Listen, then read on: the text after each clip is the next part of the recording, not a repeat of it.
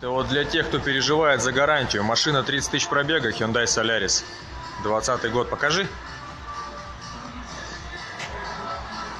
Ну, в общем, на колесе вот такой люфт.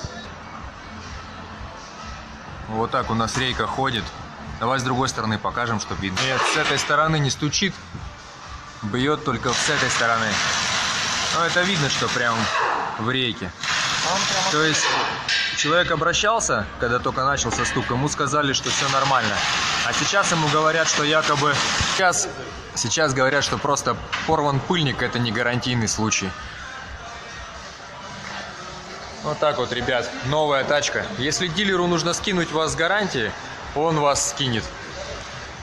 Поэтому катайтесь вы к нему, масло менять, не катайтесь, толку нет.